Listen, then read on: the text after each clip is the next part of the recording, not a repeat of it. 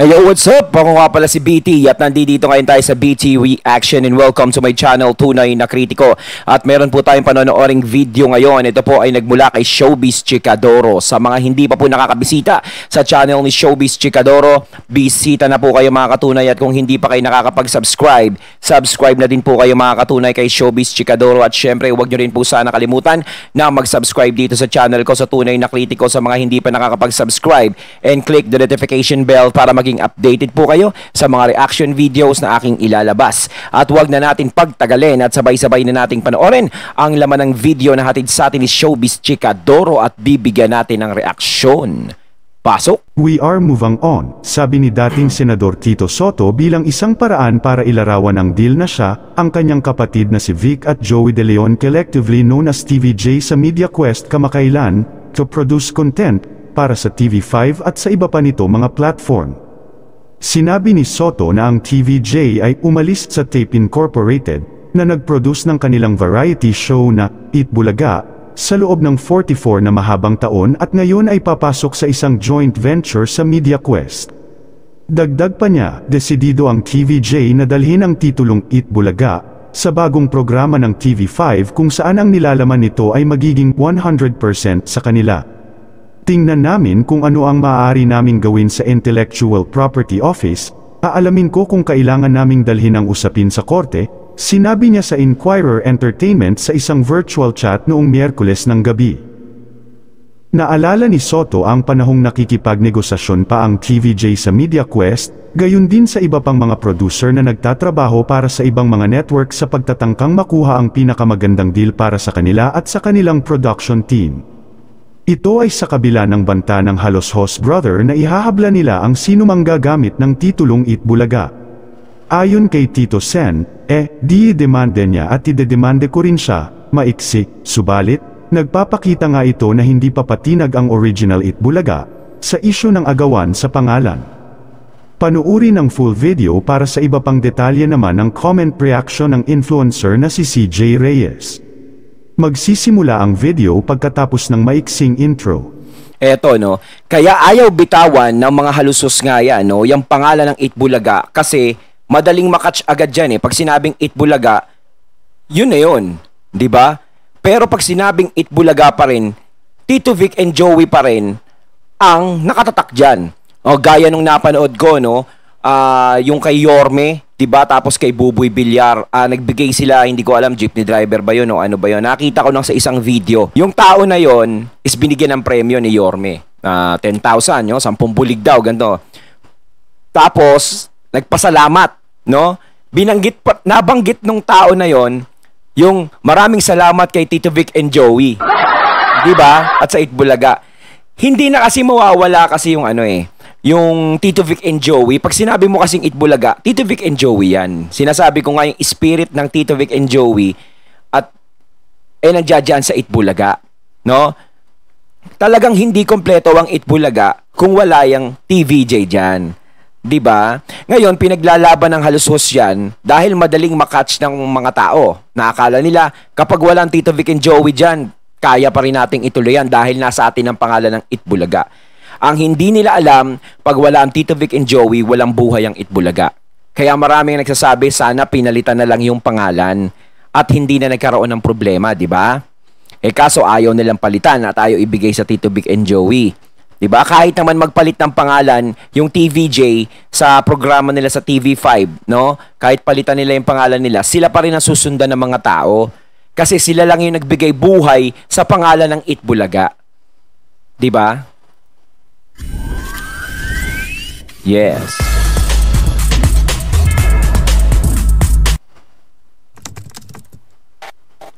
So yan na nga, ang Eat Bulaga na, ayan, yung bagong Eat Bulaga ng tape ay merong bagong Facebook page. Ito nga ay dahil yung original na Eat Bulaga na Facebook page with 18 million likes ay hindi nila magamit because apparently ito ay ginawa daw ng head writer nila before na sumama na sa TVJ. So technically daw kasi kung sino daw gumawa ng page, kung sino ang creator, siya raw yung may-ari. So, ito ang kanilang page ngayon. May 6.9 likes and 10k followers. So, at least, di ba, nag-start din sila sa, nag-start sila from scratch for doing this page. And, nakita nyo naman yung rating, guys, 2.9. Talagang puro bashers ang umaatak sa kanila dito. And makikita nyo talaga, majority of their posts, puro haha or mad. Kaya sa kikita nyo, ayan yung kanilang mga photos for the episode na lumabas si Yorme Isko Moreno. Ayan. Si OG Diaz nga, or Mami Ogs, ay may sinabi na kahit nga yung mga baguhan na host ng bagong Itbulaga ngayon ay kaya nilang sabihin na iba pa rin yung original, pero ito ay hanap buhay na sila, ay naatasan lang na magtrabaho. Kung husgahan natin sa unang araw pa lang, hindi natin sila mapupush na galingan. So unless magsilbi itong motivation sa kanila para lalo nilang pag-igihan yan. Bigyan natin ng chance, trabaho yung kanilang tinanggap. Bigyan natin sila ng enough time to prove their worth. May point si Mama Ogs na hindi naman talaga kasalanan din ng mga host na yon na kinuha sila doon. It means kasi na kinuha sila, 'di ba? Parang it's an opportunity for them, 'di ba, to generate income. Syempre kailangan din magtrabaho ng mga 'yan dahil nasa entertainment 'yan. So, yun ang trabaho nila kasi, 'di ba? And sino ba sila para tumanggi? So, yung mga tao kasi are bashing them because dapat nga daw may delikadesa sila. Kaso nga lang, 'di ba? Nandiyan na sila eh. So bigyan na lang ng chance, 'di ba, to prove their worth. And regarding kasi hindi naman natin masisisi yung mga tao na nambabash sa kanila. Ang problema nga lang, 'di ba, nadamay pa sila sa kung ano ang issue na nakapaloob diyan sa Itbulaga. Syempre, yung mga nambabash diyan is talagang solid talaga na supporter ng TVJ. Yun. Ipinapakita nila yung pagmamahal at suporta nila sa original cast talaga ng Itbulaga. Kasi ang ginawa ng tape, 'di ba, is gustong kunin lahat. Ultimo yung page, no? Dapat nagkakaroon nga sila ng sarili nilang pagsisikap eh. Kahit ba sila ay namumuhunan ng Itbulaga noon, no? Ang nagbigay buhay nga diyan sa pangalan na 'yan eh yung TVJ. Sila pa rin ang naghirap kung paano nila mapapaangat 'yan. Kasi kahit maglabas ka ng maraming puhunan at Itbulaga ang pangalan yan, kung ang magdadala niyan walang buhay, hindi tatagal ng 1 taon yan o 2 taon. Pero tumagal ng napakatagal na panahon, ilang dekada tumagal ang Itbulaga. No? Dahil dinala ng TVJ yan. Tinangkilik ng tao ang TVJ. 'Di ba? Hindi sa pangalan nakarelay lahat yan. Kaya hindi rin natin masisisi yung mga tao na tumatangkilik sa TVJ dahil since day 1 ng Itbulaga, sila ang sinuportahan. No? Hindi naman yung pangalan eh. No? Mismong yung TVJ kung paano nila ginagawa na pasayahin ng tao tuwing tanghalian. Yun eh. Ang Itbulaga is pangalan lang yan eh. Iba pa rin yung mga laman. Ika nga pag sinabing sinigang, ikaw ba pahig ka lang maasim lang yan? 'Di ba? O may mga konti-konting sahog lang yan? Ang naglagay ng mga matitinding rekado dyan is yung TVJ talaga. Kaya kapag tinikman mo yan, is napakasarap. Diba? Marami siyang rekado. Tama ba ako dun? Kasi dito sa mga nagsasabi na yun nga wala daw delikadesa, parang pera-pera na lang, and yun naman kasi ang main point talaga ng work, 'di ba, to earn money. Kaso nga lang hindi natin mapiplease lahat ng tao. So we have our own perception, 'di ba? Yung iba hindi talaga kayang tanggapin, yung iba naman kayang pagbigyan. Pero 'di ba, you can watch both naman if gusto mong panoorin parehong Itbulaga.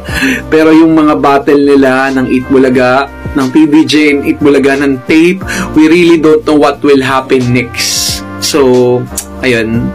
For sure to, talagang magkakaroon ng aabot ba to ng court or hindi? Let's watch out for that. Or sa IPO pa lang is may decision na kung sino ba talaga ang may legit right to use the trademark Itbulaga. Tito Sen bumuelta sa sinabi ni Mayor Bullet Halusos na kakasuhan nila ang sino mang gagamit ng title na Itbulaga. Ito nga ay matapos sabihin ni Tito Sen na gagamitin pa rin nila yung same title na Itbulaga sa TV5 dahil sila naman daw talaga ang lehitimong nagmamayari nito.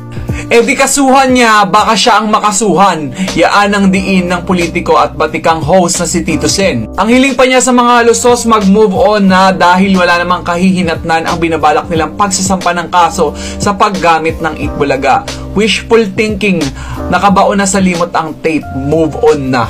Bilis talaga ng oras. Nako, May 31 nga nung nag-resign ang Tito Vic and Joey and the rest of Dapper Cads bilang host sa tape, diba, noong May 31. Tapos ngayon, imagine niyo June na, tapos nakalipat na nga sila last June 7 sa Media Quest Group ni Manny Pangilinan sa TV5. Nakasunduan nila na TVJ na ang gumagawa ng content sa TV5 at iba pa nilang platform, which is actually good for them kasi talaga namang creative ang TVJ.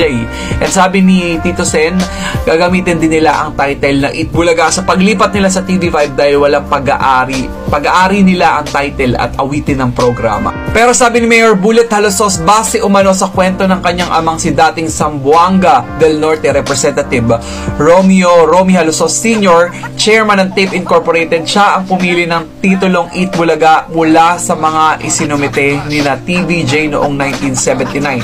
As far as the company is concerned, legally we own the trademark. We own the show, we own the name. Ayan ang wika ng Batang Halusos sa interview yan sa 24 Oras. So, ang bottom line dito guys, merong deciding department ng government, which is Intellectual Property Office of the Philippines. Yan ang magde-decide talaga kung kanino ang mapupunta ang trademark. And for sure, kung ano man ang magiging decision niyan is may magmo-motion to appeal dyan. And I think yung kaso na yon sa korte na. Siguro pag hindi na madesisyonan ng IPO, I think baka magkakortehan sila. Pero I like the attitude of Tito Sen na sinasabi niya na mag-move on na lang. So it means na, 'di ba? Move on na lang daw. I mean, wala naman siyang balak ng 'di ba? Wala na siyang balak makipag-away sa tape. And yung tape kasi sila yung may issue pag ginamit nga yung title. Oo, kasi sa interview ni Joey De Leon, no? Napanood ko rin na nag-iisip na raw sila ng mga pangalan, no? Parang It's, parang may ganun pa rin, no? May It pa rin, parang It's, 'di ba? Sa kanya naman, parang nag-iisip na nga sila ng mga pangalan. So, kung mananalo sila sa korte, kahit na may pangalan na yung programa nila at manalo sila doon sa pangalang Itbulaga, yun ang ipapalit pa rin nila. Pero kung hindi man sila manalo, wala pa rin naman yun eh. 'Di ba? Kahit naman hindi sila Itbulaga, kahit hindi Itbulaga ang pangalan nila eh, for sure tatangkilikin sila ng tao. Dahil sinabi ko nga, no, ang nagbigay buhay sa pangalang Itbulaga yung laman yan, yung TVJ. Pangalan lang yan. 'Di ba? Pangalan lang yung inangkin sa kanila, no? Pero yung mga nagbigay buhay, yun ang tinanggal ng tape. Yun ang nawala. 'Di ba? Yun ang malaking pagkakamali na ginawa ng tape. Ang pangalan hindi makakapag-host yan. Ang pangalan hindi makakapagpasaya ng tao yan. 'Di ba? Ang nagbibigay ng saya sa mga tao yung laman yan. Kung sino-sino ang mga nandiyadyaan diyan sa Itbulaga na yan, sila ang nagbibigay saya sa mga tao tuwing tanghalian. Yun. So ano bang dito? Ano bang stand ni Tito Sen? Okay lang sa kanya na pareho silang title na Itbulaga, ganun ba yun? Pero kasi dapat talaga isa lang gagamit niyan. So I think talaga dapat ang gumamit niyan yung TVJ. Kasi sila yung sila yung face of Itbulaga at sila naman daw talaga yung nag-imbento ng word na Itbulaga. And even the theme song, kaya nga hindi na ginagamit ng Tape Incorporated yung dapat lang. Diba? Isang naman sila. Isang tuwa, diba? Tapos, yung title is ganun pa rin. Iba nila yung logo talaga as in nag-iba sila ng touch, diba? Touch of gray na ngayon. Dati red yung gamit nila. Pero, ayan, ang mangyayari talaga dito, let's wait na lang for the decision of IPO kung kanina talaga mapupunta ang trademark ng Itbulaga. And sana, ayan, kung matuloy man yung dalawang show, mapagkasundoan nila na, diba, mag-ayos na lang, tapos move on na, like yung sinabi ni Tito. Ayun, natating nato ngayon ang video na nagbula kay Showbiz Chikadoro at syempre credits kay Kuya na nagbigay ng matindi niyang paliwanag tungkol dito, no? subaybayan na lang natin paglabas ng TBJ, no, sa TV5, no, malapit-lapit na naman yan sa July, eh. Paulit-ulit natin pinaplug dito yan, na TBJ, baka naman. Ayun, kahit ako, abangan ko yan, no, yung matinding pasabog ng TBJ, syempre, mukhang engrande, yung opening nila yan, sigurado yan, no, at aabangan ng buong sumusuporta sa TBJ yan, no, yung mga talagang legit dabarkads talaga ang mga mag-aabang dyan. Siyempre, mag-aabang din dyan yung iba na ano rin, di ba? Marites, siyempre, malamang yung tape, mag-abang din yan. Di ba? Kahit na yung programa nilang Itbulaga pinapanood dun sa 7, talagang papanoorin ng tape yan. Yung kung paano ang opening ng Urig Dabarkads. Di ba? Kayo mga katunay, ano masasabi nyo tungkol dito? So once again, I'm BT and I'm out. Peace.